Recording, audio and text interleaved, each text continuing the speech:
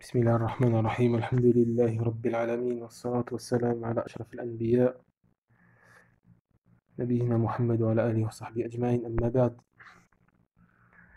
Donc on continue Inch'Allah notre série de cours sur la jurisprudence du mariage et de la compagnie entre les époux du Cheikh Suleiman al-Hayli hafidhahullah. Donc on s'est arrêté ici sur l'avant-mariage, c'est-à-dire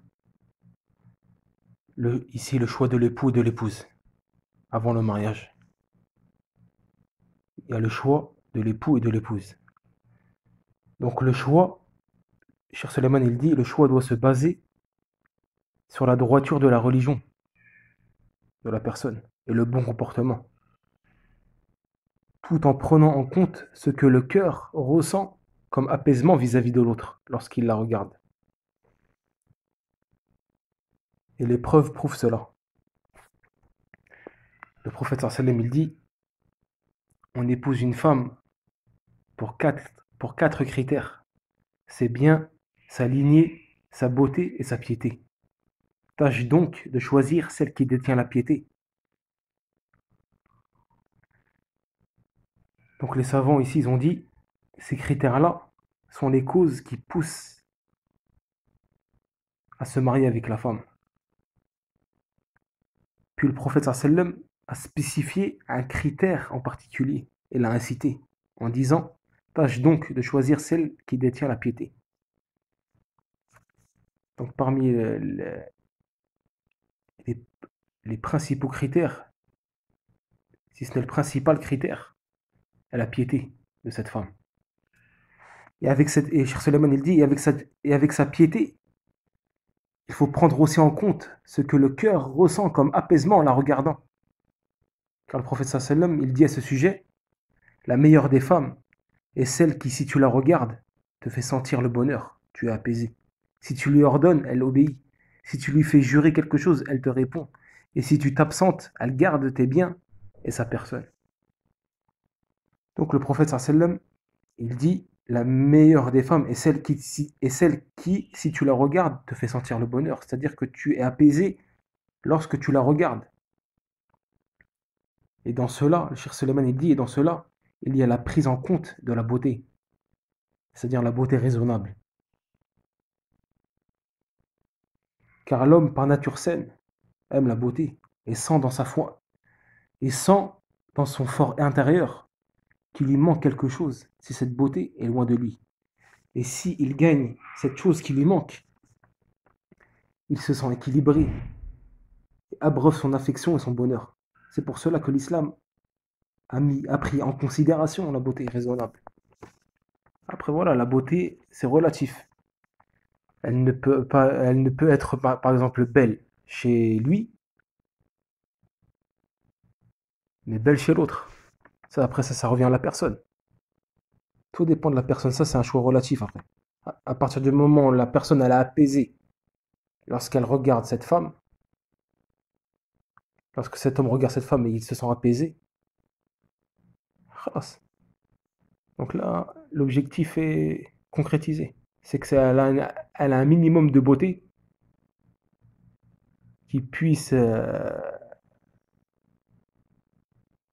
satisfaire son besoin et son sentiment, et ne pas la dégoûter.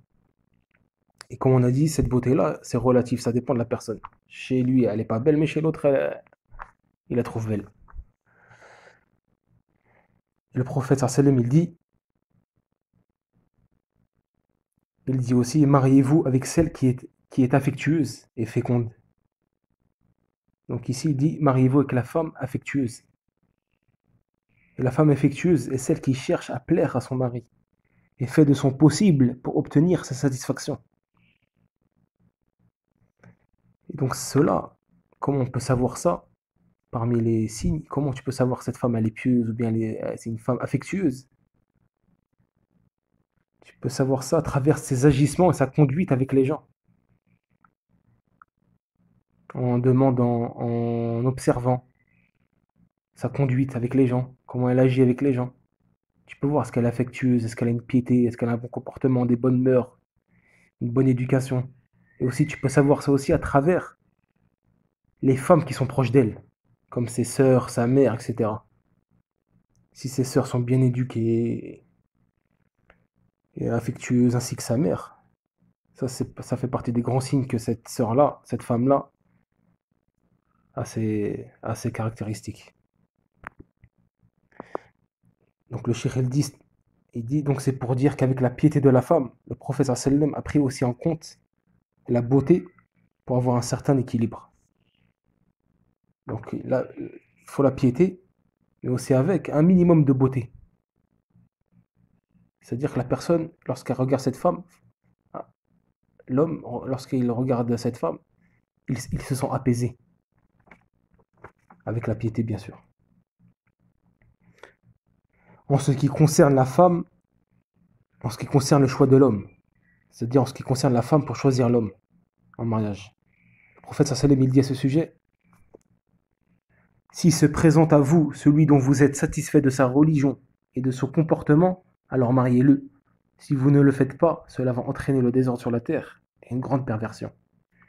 Le prophète sallam il dit, s'il se présente à vous celui dont vous êtes satisfait de sa religion et de son comportement, alors mariez-le. Donc ce hadith prouve que la base dans le choix de l'époux est qu'il ait un bon comportement et qu'il soit religieux. Et le prophète sallam il dit aussi, le meilleur d'entre vous est celui qui est le meilleur avec sa femme. Et je suis le meilleur d'entre vous avec sa femme. Donc ce hadith aussi prouve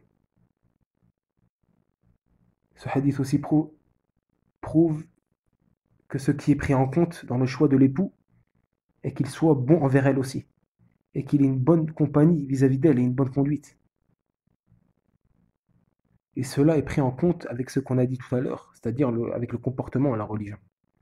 Donc ça, c'est pris en compte. Donc la femme choisit un homme avec ces critères-là. Est-ce qu'il a un bon comportement, une certaine droiture dans la religion, et qu'il soit bon aussi, et qu'il adopte une bonne conduite envers elle. Et un homme vint voir Al-Hassan ibn Ali. Al-Hassan ibn Ali, qui est le fils de Ali, c'est-à-dire, donc qui est le petit-fils du prophète sallam. Donc un homme vint voir Al-Hassan ibn Ali, qu'elle a les agrès, et lui dit, j'ai une fille, à qui pourrais-je la marier? Al-Hassan lui répondit, marie-la, marie-la à celui qui a peur d'Allah, car si il l'aime, il l'honorera. Et s'il l'aime pas, il lui fera pas d'injustice. Donc ici, Al-Hassan, il répondit à cet homme, il dit, marie-la à celui qui craint Allah. Car s'il craint Allah, quand il va l'aimer, il va l'honorer. Et s'il l'aime pas, il lui fera pas d'injustice. Pourquoi? Parce qu'il craint Allah. Donc c'est ça le critère principal chez la femme, et qu'elle doit choisir l'homme en fonction de sa piété et sa droiture dans la religion, et sa crainte d'Allah. Donc en résumé, il convient, Jean-Pierre Suleiman il dit, donc en résumé, il convient aux deux parties, c'est-à-dire à l'homme et à la femme, de veiller à chercher les bonnes qualités chez l'autre, le plus possible, mais sans exagérer aussi, au point que ces qualités-là sont presque impossibles à obtenir. Faut pas exagérer aussi. Faut pas demander l'impossible. Il y a un certain équilibre. La personne, elle sait. Et parmi les choses qu'on dit, et parmi les choses qu'ont dit certains savants sur le choix de l'épouse, ils ont dit, prends garde à te marier avec 5 types de femmes. Prends garde à te marier avec 5 types de femmes. La première, celle qui se plaint beaucoup. Elle se plaint beaucoup, elle se satisfait de rien. Et rien ne lui plaît. Ce qui la rend pas heureuse avec son mari. Tout le temps elle se plaint, rien ne lui plaît. Celle-là, faut prendre garde à se marier avec un type de femme comme celle-ci. La deuxième, celle qui penche, les savants disent, celle qui penche vers autre que son mari. C'est-à-dire, elle lui rappelle que le fait qu'elle s'est mariée avec lui, c'est une faveur de sa part. Et elle lui dit par exemple, normalement, je mérite mieux que toi. Je mérite de me marier avec ceci et cela. Mais j'ai pas de chance. À chaque fois, elle lui répète ça. Ça aussi, faut prendre garde. Le troisième type de femme, Cheikh Suleiman, il dit, celle qui, à chaque fois que quelque chose lui plaît, elle veut l'acheter, elle veut l'avoir.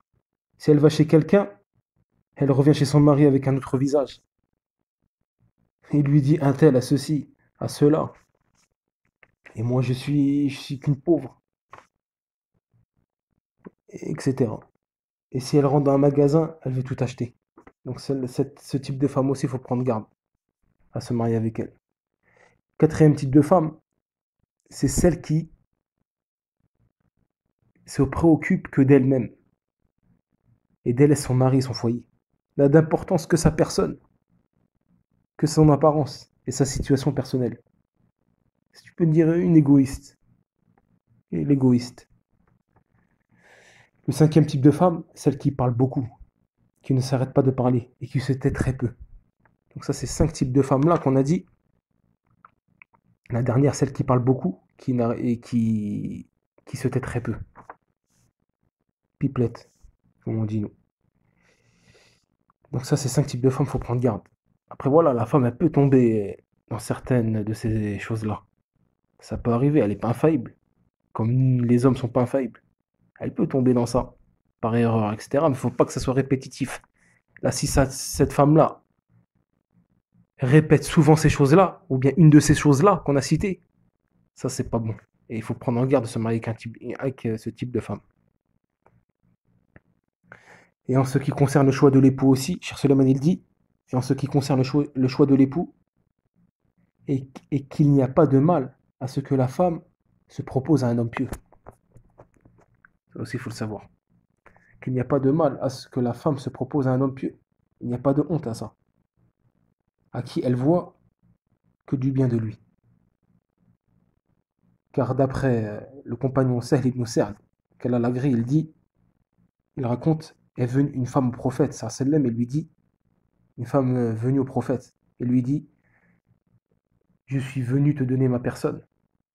Et elle resta debout devant le prophète, sallam. Donc le prophète la regarda, et l'examina, l'analysa, puis se détourna. Donc un homme se leva et s'exclama, ô messager d'Allah, marie-la moi si tu le veux. Marie-la moi si tu la veux pas. Alors le prophète sallam lui dit, as-tu quelque chose à lui donner en dot? Donc ce compagnon lui dit non. Jusqu'à la suite du hadith al-Kulli qui est dans Sahih al-Bukhari. Donc ici, cette femme s'est proposée au prophète sallam, au milieu d'hommes pieux. Et lorsqu'il se détrôna d'elle, se leva un compagnon et voula se marier avec elle. Donc là, il n'y a pas de honte. Ça, c'est une compagnon, une sahabiya, se proposa et donna sa personne au prophète sallam, que le prophète sallam la regarda, l'examina et se détourna d'elle. Donc ça, il n'y a pas de mal. Et aussi, Cheikh Suleiman il dit, et aussi il n'y a pas de mal et de honte à ce que le tuteur propose sa fille à un homme pieux. Là, ici, il n'y a pas de mal aussi, il y a pas de honte à ce que le tuteur propose sa fille ou bien sa sœur à un homme pieux. L'imam al-Bukhari rapporte dans son sahih, il rapporte dans son sahih que lorsque Omar a voulu marier sa fille, il dit, c'est-à-dire Omar ibn Khattab, le grand compagnon, qu'Allah l'agrée, il raconte, je suis venu voir Othman ibn Affan et je lui propose à Hafsa ma fille. Et je lui dis, oh, Othman, je te marie ma fille Hafsa. Donc Othman lui dit, je vais réfléchir. Donc Omar, il raconte, donc j'attendis quelques jours. Puis je recroise à Othman et il me dit, oh Omar, j'ai bien réfléchi. Et il m'est paru que je ne veux pas me marier maintenant. Donc Omar, il dit, puis je partis et je trouva Abu Bakr, Siddiq, qu'Allah l'agrée. Et je lui dis, et je lui proposa, si tu veux, je te marie Hafsa, ma fille. Donc Abu Bakr se tut et ne donna aucune réponse. Donc Omar, il dit, et j'ai attendu quelques jours. Puis vint le prophète sallam, vint me voir et demanda ma fille Hafsa en mariage. Et je lui donna. Puis je retrouve Abu Bakr et il me dit, en me retrouvant, il me dit peut-être, oh Omar, que tu l'as mal pris lorsque tu me proposais ta fille Hafsa et que je ne te répondis pas. Donc Omar, il dit oui. Alors Abu Bakr lui dit, car je savais que le prophète sallam allait demander ta fille Hafsa en mariage. Et je ne voulais pas dévoiler le secret du prophète avant qu'il te le dise. Et si le prophète sallam l'avait délaissé, je l'aurais accepté, c'est-à-dire ta fille. Donc ici, c'est-à-dire la preuve ici, c'est qu'il n'y a pas de mal à ce que le tuteur propose sa fille, ou bien sa sœur. Car Omar, l'un des meilleurs compagnons,